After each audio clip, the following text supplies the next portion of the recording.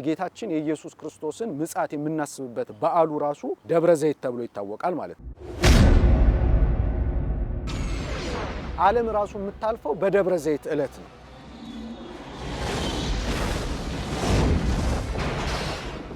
ጌታ ሊመጣ ነው ተብሎ ተነግሯቸው በአንድ ቀን ውስጥ ራሳቸውን አጥፍተው ተገኙ። በብዙዎቻችን ዘንድ ምጽአት ሲታሰብ እንፈራለንና መቼም ሞታችን አይቀርም። እንግዲህ ክርስቶስ እነዚህ ነገሮችን የተናገረው ግድ መሆን ስላለባቸው ሳይሆን ስለሚሆኑ ነው። አሁን እንደው ግልጽ ለማውራት ወንጀል እየተበራከተ ነው። አንዳችን ለሌላችን ዋስ መሆን ሲገባን፣ አንዳችን ለሌላችን መድህን መሆን ሲገባን፣ አንዳችን ለሌላችን ከለላ መሆን ሲገባን፣ አንዳችን ለሌላችን የመጥፋትና የጭንቀት ምክንያቶች እየሆንን ነው። የእግዚአብሔርን የመጨረሻ ይግባኝ የሌለውን ፍርድ የምንሰማበት ቀን ስለሆነ በጣም ያስፈራል። ወንድሙን የማይወድ ወንድሙን ይውደድ፣ ሀገሩን የማይወድ ሀገሩን ይውደድ። መቼም ኢትዮጵያ ውስጥ ወደ 95 ከመቶ ሰው አማኝ ነው። ስለ ዳግም ምጽአት እያሰብን ማጅራት እንመታለን፣ የሰው ንብረት እንቀማለን፣ ጉቦ እንበላለን። በፍቅር ነው መጀመር ያለብን። የሚገርም አሁን የምንሰራቸው ክፉ ስራዎች አይደለም ለነፍሳችን ለስጋችን አይበጀንም። በስመ አብ ወወልድ ወመንፈስ ቅዱስ አሐዱ አምላክ አሜን።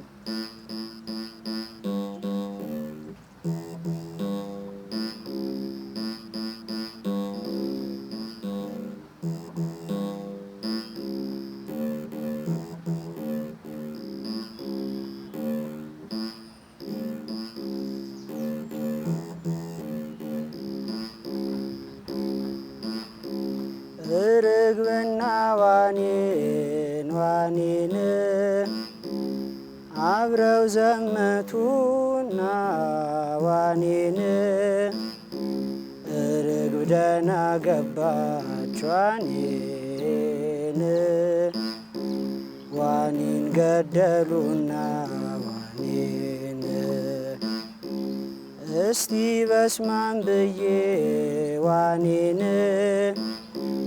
ልጀምር ውዳሴ ዋኔን ማርያም በመሆኗ ዋኔን ክብሬና ሞገሴ ዋኔን ሰላም እልሻለሁ ዋኔን ጽላተ ጽዮን ዋኔን ደጅ ጠናሻለሁ ዋኔን አምኜ አንቺን ዋኔን አዛኝቷ እመቤት ዋኔን ኪዳነ ምሕረት ዋኔን አለሁል በይኝ ዋኔን አውጭኝ ከመዓት ዋኔን እስቲ ሁላችሁም ዋኔን ኪዳነ ምሕረት በሎ ዋኔን መድኃኒት ናትና ዋኔን ለሰው ልጆች ሁሉ ዋኔን ሁሌ ጠራሻለሁ ዋኔን በቃል ኪዳንሽ ዋኔን የምሕረት አማላጅ ዋኔን ድንግል አንቺ ነሽ ዋኔን የምሕረት አማላጅ ዋኔን ድንግል አንቺ ነሽ ዋኔን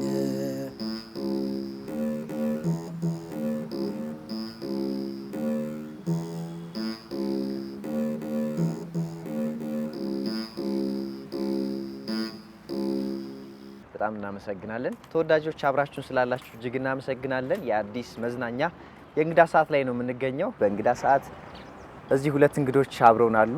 ጥሪያችንን አክብራችሁ ስለመጣችሁ እጅግ እናመሰግናለን። እንግዲህ የምንገኘው የአብይ ጾም ላይ እንደመሆኑ መጠን ከአብይ ጾም ጋር በተገናኘ በተለይ ደግሞ የዛሬው ዕለት ደብረ ዘይት ተብሎ ይጠቀሳል።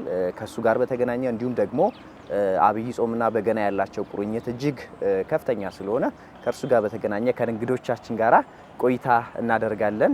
እንግዶቻችን መምህር ቢትወደድ ወርቁ በመርካቶ ደብረ አሚን አቡነ ተክለ ሃይማኖት ቤተክርስቲያን ሰባኪ ወንጌል ናቸው። እንዲሁም ደግሞ ዲያቆን ይታየን ባዬ በዚሁ በመርካቶ ደብረ አሚን ቤተክርስቲያን አገልጋይ ናቸው። በድጋሚ እንኳን ደህና መጣችሁ። እንኳን ደግሞ ለደብረ ዘይት በዓል በሰላም አደረሳችሁ። እንኳን አብሮ አደረሰ። እንግዲህ የአብይ ጾም 5ኛ ሳምንት ደብረ ዘይት ተብሎ ይጠቀሳልና ከሱ ጋር በተገናኘ ቆይታ እናደርጋለን። መምህር እንግዲህ ወደ አንተ ነው የምመጣው። እንዴት ነው ጾም? እግዚአብሔር ይክበር ይመስገን በጣም ደስ ይላል። በተለይ አሁን በብዛት ሰውም እየተማረ ስለሆነ በጣም በናፍቆት ነው ሰው ሁሉ የሚጾመው። በጣም ደስ ይላል ያለው ሁኔታ። እግዚአብሔር ይመስገን። እናመሰግናለን። እንግዲህ ደብረ ዘይት በክርስትና እምነት ተከታዮች ዘንድ እርግጥ ነው አብይ ጾም የተለያዩ ስያሜዎች እንዳሉት የእምነቱ መምህራን እንደሚያስተምሩ ይታወቃልና ደብረ ዘይት ስንል ምን ማለታችን ነው? እስኪ ከሱን ጀምር። በጣም ጥሩ። እንግዲህ ደብረ ዘይት በእኛ ቤተክርስቲያን በተለይ ጾመ ሁዳዴ ወይም አብይ ጾም በምንጾምበት ጊዜ 55 ቀናት እንደሚጾሙ እናውቃለን። 55 ቀናትና ወደ 8 ሳምንታት አሉት። እንግዲህ በኢትዮጵያ ኦርቶዶክስ ተዋሕዶ ቤተክርስቲያን አስተምህሮ መሰረት በተለይ በቅዱስ ያሬድ ስያሜ ዘወረደ የመጀመሪያውን ሳምንት፣ ከዚያ በኋላ ቅድስት፣ ከዚያ በኋላ ደግሞ ምኩራብ፣ ከዚያ መጻጉዕና አሁን ያለንበት 5ኛው ሳምንት ደብረ ዘይት በመባል ነው የሚታወቀው። እንግዲህ ደብረ ዘይት ስንል የቃሉን ቀጥተኛ ትርጉም ስንመለከት ደብረ ማለት ያው ተራራ ማለት ነው። ዘይት የሚለው ደግሞ በዚያ ተራራ ላይ የወይራ ቅጠል በጣም የሚበቅልበት በወይራ ቅጠል የተሸፈነ ተራራ ስለሆነ ደብረ ዘይት ተብሏል። እና በእኛ ቤተክርስቲያን እንግዲህ ደብረ ዘይት ስንል በዋናነት ጌታችን አምላካችን መድኃኒታችን ኢየሱስ ክርስቶስ በማቴዎስ ወንጌል በምዕራፍ 24 ላይ ተጽፎ እንደምናገኘው ቅዱሳን ደቀ መዛሙርቱ በደብረ ዘይት ላይ ተቀምጠው ሳለ ንገረን፣ ይህ መቼ ይሆናል? የመምጣትና የዓለም መጨረሻ ምልክቱ ምንድነው? ብለው በጠየቁት ጊዜ እርሱ ከመምጣቱ አስቀድሞ ከዓለም ፍጻሜ አስቀድሞ በዓለማችን ላይ ምን አይነት ምልክቶች እንደሚታዩ በስፋት አምልቶ አስፍቶ ስለ ዕለተ ምጽአት ያስተማረበት ተራራ ስለሆነ የጌታችን የኢየሱስ ክርስቶስን ምጽአት የምናስብበት በዓሉ ራሱ ደብረ ዘይት ተብሎ ይታወቃል ማለት። በጣም የሚገርመው ነገር ክርስቶስ መጥቶ በዓለም ላይ ሲፈርድ የሚቆምበትም ተራራ ደብረ ዘይት ነው። ስለዚህ ደብረ ዘይት ማለት በብሉይ ኪዳንም ስንሄድ በጣም ልዩ ስፍራ የነበረው አባቶቻችን ቅዱሳን ነቢያት በተለየ መልኩ ስለ ደብረ ዘይት ትንቢት የተናገሩበት ተራራ ነው። እነ ነቢዩ ዳዊት ሁሉ ሐዘን ሲገጥማቸው፣ ችግር ሲገጥማቸው፣ አሳዳጆች በሚመጡባቸው ጊዜ ይሸሹበት የነበረው ተራራ ደብረ ዘይት ነው እና ጌታችን ኢየሱስ ክርስቶስም የሚገርም ነገር ለኛ ምሳሌ ሊሆነን ብዙ ጊዜ ጸሎት ያደርግበት የነበረው ተራራ ደብረ ዘይት ነው። በእኛ ቤተክርስቲያን ሊቃውንት ትርጓሜ መሰረት ደግሞ ዓለም ራሱ የምታልፈው በደብረ ዘይት ዕለት ነው። በዚህ ዕለት ነው፣ በዕለተ እሁድ። እንግዲህ እግዚአብሔር ዓለምን መፍጠር የጀመረው በዕለተ እሁድ ነው አይደል? ስለዚህ የዓለምን ፍጻሜ የሚሆነው በዕለተ እሁድ ነው። ስለዚህ ደብረ ዘይት ማለት በጣም ልዩ ስፍራ አለው በእኛ ቤተክርስቲያን። በጣም የሚገርመው ነገር ደብረ ዘይት ስንል ዕለተ ምጽአቱ ግን ገና ወደፊት የሚሆን ነው። ስለዚህ ቤተክርስቲያናችን ጌታችን ኢየሱስ ክርስቶስ ከዚህ በፊት የፈጸማቸውን ብቻ ሳይሆን ገና ያልፈጸመውንም የደብረ ዘይትንም የምጽአቱንም ቀን ታከብራለች ማለት ነው። ስለዚህ ደብረ ዘይት ስንል በዋነኝነት የጌታችን የኢየሱስ ክርስቶስ መምጫውን ከመምጣቱ አስቀድሞ የሚታዩ ምልክቶች በስፋት ትምህርት የሚሰጥበት እንደገና ደግሞ ዳግም ምጽአቱን እያሰብን ሁላችንም ለምጽአቱ ራሳችንን እንድናዘጋጅ በስፋት ትምህርት የሚሰጥበት በዓል ነው ማለት ነው እና ደብረ ዘይት ባጭሩ በዓሉ ይህንን ይመስላል። በጣም ጥሩ። እንግዲህ እኩለ ጾም እንደሆነ ይታወቃል። የክርስትና እምነት ተከታዮች ዘንድም ደግሞ እንደው ከሌሎቹ የአብይ ጾም ሳምንታት ለዚህ ልዩ ትኩረት ይሰጠዋል። እንደው በቤተ ክርስቲያኗ ውስጥ የሚከወኑ ክዋኔዎች ምን ይመስላሉ? ምናልባት ህብረተሰቡስ ምእመናኑስ እንዴት ነው ደብረ ዘይትን የሚያሳልፉት እና የተለየ ክዋኔ ሳለው ወይ ከሌሎች የአብይ ጾም ሳምንታት? በእኛ ቤተክርስቲያን እንግዲህ ደብረ ዘይት አብይ በዓል ነው፣ ታላቅ በዓል ነው። ስለዚህ በተለይ ወደዚህ ወደ ሳማ ሰንበት የሚባል ቦታ አለ እና እዛ ብንሄድ ይሄ በዓል በተለየ መልኩ ይከበራል እና ምእመናንም በዚህ ቀን ምንድነው የሚያደርጉት? በልዩ ልዩ የተቀደሱ ስፍራዎች ላይ ጉዞ በማድረግ ዕለቱን በተለየ መልኩ ያስቡታል ማለት ነው እና በዋናነት ቤተክርስቲያናችን ይሄ በዓል በጣም ታላቅ በዓል ስለሆነ አብይ በዓል ስለሆነ በኪዳኑ፣ በቅዳሴው፣ በስብከቱ፣ በዝማሬው በእያንዳንዱ እንቅስቃሴ ሁሉ ቤተክርስቲያን የክርስቶስን ዳግም ምጽአት ታስባለች ማለት ነው። በዚህ ዕለት ይሄን ይመስላል። በጣም እናመሰግናለን። እንግዲህ አብይ ጾም ላይ ነን ያለ ነው። በተለይ ደግሞ የአብይ ጾም እኩሌታ ደብረ ዘይት ላይ ነን። በአብይ ጾም ደግሞ በገና በደንብ ከሌላው ዕለት በተለየ በእምነቱ ተከታዮች ዘንድ ይደረደራል፣ በገና ይደመጣል። የንስሐ መዝሙሮች ናቸው በብዛት የሚዘመሩት። እንደው ወደ ዲያቆን እንምጣና በብዛት እንደው አብይ ጾምንና በገናን ምንድነው ያገናኘው የሚለውን እስኪ የተወሰነ ሀሳብ አጋራል። በገናንና አብይ ጾምን የሚያገናኛቸው ያው አብይ ጾም ወደ እግዚአብሔር አምላክ የምንቀርብበት ሲሆን ራሳችንም እንድንመለከት የሚያደርገን ነው። በዚህን ወቅት ከበሮና ጸናጽል አገልግሎት አይሰጡም በአብይ ጾም። ምክንያት እነዚህ ምንድነው ወደ ደስታ የሚያመዙ ናቸው። ነገር ግን በአብይ ጾም አንደኛ የጌታችንን ሕማሙን የምናስብበት ነው እና ሁለተኛም ራሳችንን የምንመለከትበት ስለሆነ ለዚህ ደግሞ በገና አንጀትን የሚያባባ ዜማን የሚያወጣው አውታሮቹ በተመቱ ሰዓት ደስታን ሳይሆን ሀዘንን ነው እንዲሰማን የሚያደርገን። ግጥሞቹንም ስንመለከት ራሳችን እንድንመለከት የሚያደርጉ ናቸው ብዙሃኑ የበገና መዝሙሮች። ስለዚህ አብይ ጾምና በገናን የሚያገናኛቸው ለዚህ ነው። ራሳችን ለተመስጦ እንድንመሰጥ የሚያደርገን በገና ስለሆነ በዚህ ምክንያት በገናና አብይ ጾም አንድ የሚሆኑት ለዚህ ነው ማለት ነው። በጣም ግሩም ነው። እንግዲህ በመግቢያችን ላይም በገናን በማዳመጥ ነው የጀመርነው። እስኪ እንደው ከደብረ ዘይት ጋር የሚገናኝ አንድ የበገና ዝማሬን እስኪ ያሰማን።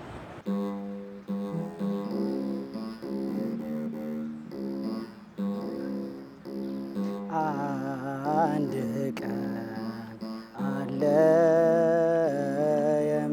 የሚያስፈራ ለጻድቃን የሚያበራ ለጻድቃን የሚያበራ ጌታ በዚያች ቀን ይመጣል በክብር ይገለጣል በክብር ይገለጣል አብረው ከእርሱ ጋር ይመጣሉ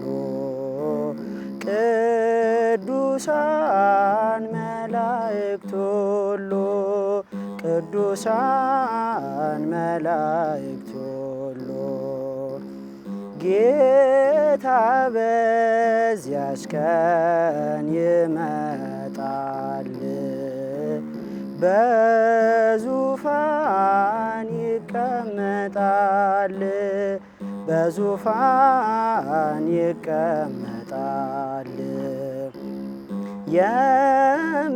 የምሕረት አዋጅ ይታወጃል ነፍስ ሁሉ ይጨነቃል ነፍስ ሁሉ ይጨነቃል ኃጥአን ሁሉ ያለቅሳሉ በግራው ይቆማሉ በግራው ይቆማሉ ቅዱስ ቃሉን ሰምተው ያመኑ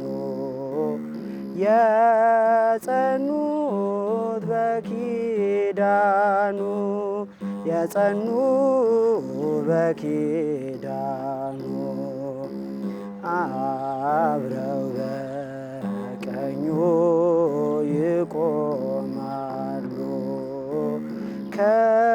ከሐዘን ይሰወራሉ ከሐዘን ይሰወራሉ መሐሪ ጌታ ፈጣሪያችን ይድረስ ልመናችን ይድረስ ልመናችን በ በዚያች ግሩም ቀን እባክህ አቁመን በቀኝህ አቁመን በቀኝህ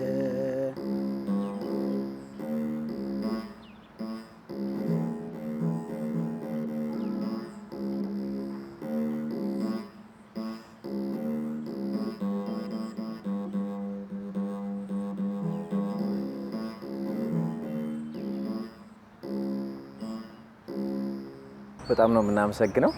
እንግዲህ ቅድምም እየነገረን ነበረ አንጀትን የማባባት ስሜት አለው በገና በደንብ ለልብ ቅርብ የሚል ነውና እሱን ነው እኔም በግል ያስተዋልኩትና በጣም ነው የምናመሰግነው። እንግዲህ መምህር ወደ አንተ ነው የማልፈው። ቅድም እያነሳን ነበር ደብረ ዘይት ሲነሳ የኢየሱስ ክርስቶስ ዳግም መምጣት አብሮ ይታሰባል። እንግዲህ በዝማሬውም ወንድማችን ያስደመጠን እሱን ነውና ግን ምጽአት ሲታሰብኩ ያስፈራል አይደል? በብዙዎች ዘንድ ፍርሃትን ያጭራልና እንደው ፍርሃት ከስነ ልቦና አንፃር እንዴት ነው የሚታየው? ከስነ አእምሮ አንፃር ራሱ ብዙ ሊባልለት ይችላል። ከቤተ ክርስቲያንም አንፃር ደግሞ የእምነቱ መምህራን እናንተ የምትገልጹት ነገር አለና እንዴት ነው ያስፈራም ወይ? በብዙዎቻችን ዘንድ ምጽአት ሲታሰብ እንፈራለንና ምክንያቱ ምንድነው? ለምንድን ነው የምንፈራው? በጣም ጥሩ ጥያቄ ነው። እንግዲህ ከስነ ልቦና ከስነ አእምሮ አንፃር ፍርሃት ራሱን የቻለ እይታ አለው። ይህንን ያው ባለሙያዎቹ ብዙ ስለርሱ ይናገራሉ። ሰው ምንድነው መፍራት ያለበት የሚለውን ነጥብ ስናነሳ መጽሐፍ ቅዱሳችን ምንድነው የሚለን? የጥበብ መጀመሪያ ለምሳሌ እግዚአብሔርን መፍራት ነው ይላል። ስለዚህ እግዚአብሔርን መፍራት ጥቅም ይኖረዋል። የሚኖረው በምንድነው? ሰው እግዚአብሔርን በፈራ ልክ ከክፉ ስራዎች ይታቀባል። ግልጽ ነው። ሰው መቼም እንደምታውቀው ነው ከክፉ ስራ፣ ከክፉ ሐሳብ፣ ከክፉ ንግግር ሊቆጠብ የሚችለው ሰው ላይ ግፍ ከመስራት ሊቆጠብ የሚችለው እግዚአብሔርን ሲፈራ ነው። ስለዚህ የጥበብ ሁሉ መጀመሪያ እግዚአብሔርን መፍራት ነው ብሎ የተነገረው ለዛ ነው። ግን አሁን ጥያቄው አንተ ካነሳልኝ አንፃር ለምንድን ነው እንፈራው? ምጽአት ሲባል እንደውም በጣም እግረ መንገድ የሚነግር እንግዲህ የሚገርም የመዝናኛም ፕሮግራም ስለሆነ ወደ 2000 የፈረንጆቹ 2000 ዓመተ ምህረት አካባቢ የሚሊኒየሙ መግቢያ ላይ በዩጋንዳ በአንድ ቀን ውስጥ ራሳቸውን ብዙ ሰዎች አጥፍተዋል። ያጠፉበት ምክንያት ምንድነው? ጌታ ሊመጣ ነው ተብሎ ተነግሯቸው በአንድ ቀን ውስጥ ራሳቸውን አጥፍተው ተገኝተዋል። እና ያጠፉበት ምክንያት ምንድነው? እሱ ከመምጣቱ በፊት እኛ ራሳችንን አጥፍተን እንጠብቀው በሚል እሳቤ ማለት ነው። ይሄ እንግዲህ ጉግል ላይ ምናምን ገብተን ብንፈልገው የምናገኘው ጉዳይ ነው። ያ ምንድነው የሚያሳይ መሰለ? የክርስቶስን የዳግም መምጫ ቀን ሲታሰብና ሲሰበክ መፍራታችን የግድ ነው። ቀኑ ያስፈራል፣ የግልጽ ነው። ስለዚህ ፍርሃቱ ከምን የመነጨ ነው ብለህ ብትጠይቀኝ እንግዲህ በብዛት ሊሆን የሚችለው ምንድነው? አንደኛ እግዚአብሔር የሁላችንንም ስራ የሚገልጥበት ቀን ስለሆነ ነው። የእግዚአብሔርን የመጨረሻ ፍርድ ይግባኝ የሌለውን ፍርድ የምንሰማበት ቀን ስለሆነ በጣም ያስፈራል። በነገር ላይ ምጽአት ሲባል ሁለት አይነት ምጽአት አለ። የመጀመሪያው ምጽአት የሚባለው ዕለተ ሞታችን ነው። ሁለተኛ ምጽአት የሚባለው ግን የክርስቶስ መምጣት ነው። ስለዚህ የምንፈራበት ትልቁ ምክንያት ከምን ይመነጫል? ስላልተዘጋጀን ነው። የሚገርም እዚያ ማቴዎስ ምዕራፍ 24 እና ምዕራፍ 25 ላይ ክርስቶስ ስለ ምጽአቱ አስተምሮ እየደጋገመ እንደ አዝማች የሚጠቀምባት ቃል ተዘጋጅታችሁ ኑሩ፣ ተዘጋጅታችሁ ኑሩ፣ ተዘጋጅታችሁ ኑሩ የሚል ቃል ነው እየደጋገመ የሚናገረው። ስለዚህ ተዘጋጅቶ የማይጠብቅ ሰው ይፈራል ማለት ነው። ፍርሃት ጥቅም አለው፣ ግን መፍራት ብቻ ጥቅም የለውም። ጥቅሙ የሚሆነው ምንድነው? ግብረ መልስ ስትሰጥ ነው። ስለዚህ ምንድነው የምንፈራበት ትልቁ ምክንያት ስላልተዘጋጀን ነው። በቃ መልካም ሰዎች አይደለንም። ባጭሩ ጥሩ ሰዎች አይደለንም። ጥሩ ሰዎች ብንሆን ነው እንደሱ ሐዋርያት አሜን ጌታ ኢየሱስ ክርስቶስ ሆይ ቶሎና እያልን ምጽአቱን እንናፍቀው ነበር። እና የምንፈራበት ትልቁ ምክንያት ያ ነው። በጣም ነው የማመሰግነው። የፍርሃት ምንጩ ይሄ ከሆነ በተለያዩ አጋጣሚ ደግሞ ምናልባት የእምነቱ መምህራን ሲያስተምሩ የማይፈሩ ደግሞ የእምነቱ አባቶች እንደነበሩ እናስተውላለን። እና ፍርሃት ተፈጥሯዊ ከሆነ የኢየሱስ ክርስቶስ መምጣትም ግድ ከሆነ ሰው ምን ማድረግ አለበት እንዳይፈራ? ወይም ደግሞ ፍርሃቱ ጤናማ እንዲሆን ምን ማድረግ አለበት? ወይም ግብረ መልሱ ምን መምሰል አለበት? አዎ በጣም ጥሩ ሐሳብ ነው። እንግዲህ ይሄ በጣም አሁን ብዙ ነገሮቻችን እየተበላሹ ስለሆነ በተለይ አብሮ መኖር እስኪያቅተን ድረስ የደረስንበት ጊዜ ስለሆነ ይሄ እንደውም ከክርስቶስ ዳግም መምጣት ጋር ተያይዞ በጣም ትኩረት ሊሰጠው የሚገባ እንደሆነ ይሰማኛል። እንግዲህ ጌታችን መድኃኒታችን ኢየሱስ ክርስቶስ ቅዱሳን ሐዋርያቱ ንገረን፣ ይህ መቼ ይሆናል? የመምጣትና የዓለም መጨረሻ ምልክቱ ምንድነው ብለው ሲጠይቁት የሚገርም ነገር ዋና ዋና ምልክቶችን አስተምሯቸዋልና ለምሳሌ በእምነት ምክንያት የሚመጡ ችግሮችን ጌታ አስተምሯል። ሁለተኛ ነገር ደግሞ ምንድነው ይሄ በስነ መንግስት ወይም ደግሞ በፖለቲካ ምክንያት የሚመጡ ችግሮችን አስተምሮናል። ሶስተኛው ደግሞ ምንድነው ይሄ በአየር መዛባት ምናምን ምክንያት የሚመጡ ችግሮችን ይሄ ማለት በየስፍራው ለምሳሌ ረሃብ ይሆናል፣ ቸነፈር ይሆናል ብሎ ተፈጥሯዊ አደጋዎች እንደሚከሰቱ ክርስቶስ አስቀድሞ ተናግሯል። ሌላው ደግሞ ጌታችን የተናገረው እንደ ምልክት ያስቀመጠው ምንድነው የሚከሰቱ ማህበራዊ ችግሮችን ነው። ይሄ ማህበራዊ ችግሮቹ ምን መሰለ ለምሳሌ ከአመጻም ብዛት የተነሳ የሰው ልጆች ፍቅር ትቀዘቅዛለች ብሎ ተናግሯል። ከዚያ በኋላ እንግዲህ ይሄንን የመሳሰሉ ብዙ ችግሮች እንደሚከሰቱ ጌታችን አስተምሯል። እንግዲህ ክርስቶስ እነዚህ ነገሮችን የተናገረው ግድ መሆን ስላለባቸው ሳይሆን ስለሚሆኑ ነው። ስለዚህ ከነዚህ ነገሮች አንጻር እኛ እንደ ክርስቲያንም እንደገና ደግሞ የጋራ ሀገር አለችን እንደ ሀገርም ስናስበው ምንድነው ማድረግ ያለብን እንዳንፈራ እነዚህ ጌታችን እንደ ምልክት ያስቀመጣቸው ነገሮች ለኛም አሉታዊ የሆነ አፍራሽ የሆነ ነገር ይዘውብን እንዳይመጡ። መቼም ሞታችን አይቀርም፣ መሞታችን አይቀርም። ባለጠጎችም ብንሆን ምንም ብንሆን አዋቂዎችም ብንሆን ጥበበኞችም ብንሆን በዚህ ዓለም ላይ ረጅም ዓመትም ብንኖር መሞታችን አይቀርም። የሚጠይቀን ደግሞ አምላክ አለ። ምን ስትሰራ ነበርክ? የት ነበርክ? ምን ስትናገር ነበርክ? የሚል አምላክ አለ። ይሄን ቃል በቃል እዚያ የዮሐንስ ራእይ ምዕራፍ 22 ቁጥር 12 ጀምሮ አመፀኛ ወደፊት ያምጽ፣ ርኩሱም ወደፊት ይርከስ፣ ጻድቁም ወደፊት ጽድቅን ያድርግ፣ ቅዱሱም ወደፊት ይቀደስ፣ እነሆ በቶሎ እመጣለሁ፣ ለእያንዳንዱም እንደ ስራው መጠን እከፍል ዘንድ ዋጋዬ ከኔ ጋር አለ።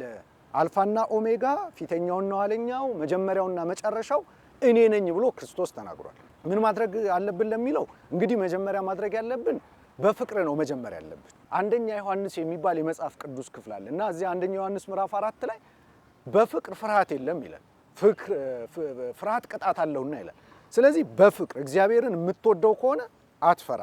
እግዚአብሔርን የምትወደው ከሆነ ደግሞ ይሄ ሊፕ ሰርቪስ ይባላል አይደለም፣ የአፍ አገልግሎት ብቻ እግዚአብሔርን ወደዋለሁ ማለት ብቻ ሳይሆን ይሄንን አጋጣሚ እኔ ተጠቅሜ የምናገረው እግዚአብሔርን የሚወድ ሰው ካለ እግዚአብሔርን መውደዱን መግለጥ ያለበት በምን መሰለ? አጠገቡ ያለውን ሰው ይውደድ። አጠገቡ ለምሳሌ ባል ሚስቱን፣ ሚስት ባሏን፣ ወንድም ወንድሙን፣ ጎረቤቱን፣ አካባቢው ጋር ያሉ ሰዎችን በየትኛውም አጋጣሚ ያሉ ሰዎችን እንውደድ። በቃ የምንወድ ከሆነ እግዚአብሔር እንወደዋለን ማለት ነው። እንደውም ምን ይላል መሰለ? በጣም የሚገርም ቃል እዚያ አንደኛ ዮሐንስ ምዕራፍ 4 ቁጥር 19 ላይ እግዚአብሔርን እወዳለሁ እያለ ወንድሙን ቢጠላ ሐሰተኛ ነው ይላል። ያየውን ወንድሙን ያልወደደ ያላየውን እግዚአብሔርን እንዴት ሊወደው ይችላል ይላል ቅዱስ ዮሐንስ ወንጌላዊ። ከዚያ በኋላ አያይዞ ምን ይላል? እንዳንፈራ ያስተምረንና ፍጹም በሆነው ፍቅር ውስጥ ይላል ፍርሃት የለም፣ ፍቅር ፍርሃትን ያስወግዳል ይላል። ስለዚህ ተመልከታው እግዚአብሔርን የምንወደው ከሆነ እንደውም ይላል ነቢዩ ዳዊትም እዚያ መዝሙር 96 ቁጥር 10 ላይ እግዚአብሔርን የምትወዱት ሁሉ ክፋትን ጥሉ ይላል። ስለዚህ ለምንድን ነው የምንፈራው ካልከኝ ምጽአቱን ስናስብ እግዚአብሔርን ስለማንወደው ነው። ለምንሰራው ስራ መከራ እንዳለብን፣ ለምናደርገው በጎ ስራ ደግሞ ሽልማት እንደሚጠብቀን አስበን ወደ ልቡናችን ተመልሰን ክፉ ስራችንን ትተን መልካም ስራ ለመስራት ራሳችንን ማነሳሳት አለብን። መቼም ኢትዮጵያ ውስጥ ወደ 95 ከመቶ ሰው አማኝ ነው። የምናምንበት እምነት ይለያይ እንጂ አማኝ ነው። ፍርድ እንዳለ ያምናል። ፍርድ እንዳለ ካመነ ደግሞ ለምንድን ነው በጎ ስራ የማይሰራው? አሁን በዚህ ክፉ ስራችን ነው እግዚአብሔር ፊት የምንቆመው? በዚህ ክፉ ስራችን ነው እንደው ስታስበው በጣም እኮ የሚያሳዝን ነገር ነው። በዚህ ክፉ ስራችን እንኳን እግዚአብሔር ፊት ህሊናችን ፊት እንኳን ቆም። እንግዲህ ተመልከታው ስለ ዳግም ምጽአት እያሰብን ማጅራት እንመታለን። ስለ ዳግም ምጽአት እያሰብን የሰው ንብረት እንቀማለን። ዳግም ምጽአቱን እያሰብን ጉቦ እንበላለን። ያለ መማለጃ ያለ ጉቦ አንድ ጉዳይ አንፈጽምም። እግዚአብሔርን እያሰብን የእግዚአብሔር የሆነውን ሰው ደም እንባ እናስለቅሳለን። ይሄ ተገቢ አይደለም። ስለዚህ ተመልከት፣ አማኝ ከሆነ እግዚአብሔርን የምናምነው ከሆነ ዳግም እንደሚመጣ ካመንን እነዚህ አካሄዶቻችንን ማስተካከል አለብን። ለስጋችንም ለነፍሳችንም እንድንጠቀም እነዚህ ነገሮችን በደንብ አድርገን ማሰብ አለብን። ስለዚህ የተዘጋጁ ሰዎች እንዲህ ነው የሚሉት፣ አሜን ጌታ ኢየሱስ ክርስቶስ ሆይ ቶሎና። ቅዱስ ጳውሎስ ደግሞ ሊሄድ ከክርስቶስ ጋር ልኖር እናፍቃለሁ ይላል። እንግዲህ እነዚህ ደጋግ ሰዎች አካሄዳቸውን ከእግዚአብሔር ያደረጉ ሰዎች የክርስቶስን ዳግም መምጣት ይናፍቁታል።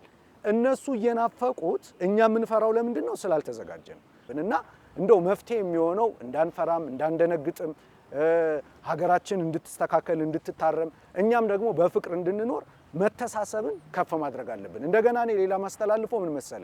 የአዋቂዎች ሁሉ አዋቂ፣ የጥበበኞች ሁሉ ጥበበኛ፣ ስልጣንን የሚሰጥ ኃላፊነትን የሚሰጥ ዕውቀትን የሚሰጥ ጥበብን የሚሰጥ አምላክ ይመጣል፣ ይፈርዳል። ስለዚህ በተሰጠን ጥበብ፣ በተሰጠን ዕውቀት፣ በተሰጠን ኃላፊነት ሰውን የሚጠቅም ሀገርን የሚጠቅም መልካም ነገር የሚያመጣ ስራ መስራት አለብን። ያኔ ከሆነ ክርስቶስ ሊሸልመን ይችላል። ስለዚህ ማህበራዊ ኑሯችን እንዲስተካከል፣ አካሄዳችን እንዲስተካከል መፍራታችን ጥሩ ነው። ነገር ግን እኛ እርስ በርስ እንፋቀር ነው። በቃ እርስ በርስ እንከባበር፣ አንዳችን ለሌላችን እናስብ። ይሄ ነው መልእክቱ የሚሆነው እና እነዚህን ነገሮችን የምናደርግ ከሆነ እኛም እንፈወሳለን፣ ሀገርም ትፈወሳለች፣ ማህበራዊ ጉዳያችን ይስተካከላል፣ ከእግዚአብሔርም ጋር እንታረቃለን እና እንደ ነቢያት እንደ ቅዱሳኑ የእሱን መምጣት የምንናፍቅ ከሆነ ወይም እንድንናፍቅ ወደ ራሳችን ተመልሰን አካሄዳችንን ብናስተካክል እውነተኛ የክርስቶስን ዳግም ምጽአት አሳቢዎችና አክባሪዎች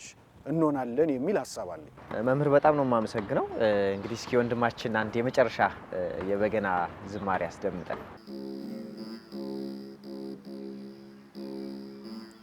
ኢትዮጵያ ሆይ ተነሽ ክብርንም ልበሺ በአዲስ ምስጋና ይመላ ልብሽ የተወደደ ነው በእግዚአብሔር ሕዝብሽ የተወደደ ነው በእግዚአብሔር ሕዝብሽ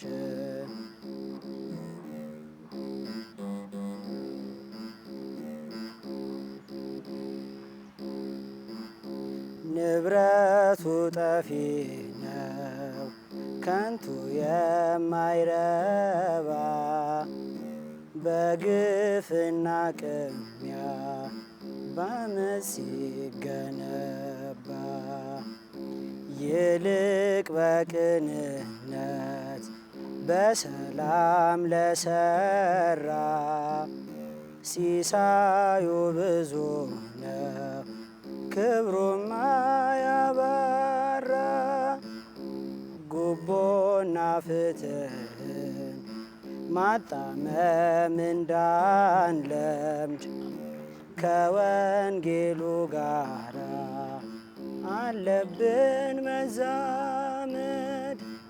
ኢትዮጵያ ሆይ ተነሽ ክብርንም ልበሺ በአዲስ ምስጋና ይመላ ልብሽ የተወደደ ነው በእግዚአብሔር ሕዝብሽ የተወደደ ነው በእግዚአብሔር ሕዝብሽ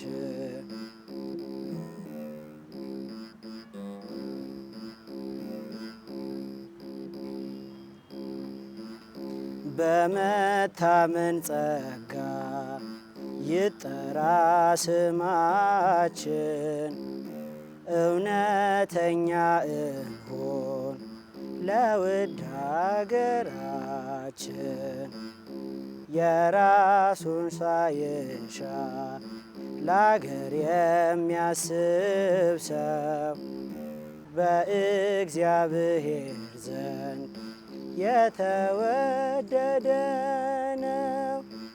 ኢትዮጵያ ሆይ ተነሽ ክብርንም ልበሺ በአዲስ ምስጋና ይመላ ልብሽ የተወደደ ነው በእግዚአብሔር ሕዝብሽ የተወደደ ነው በእግዚአብሔር ሕዝብሽ።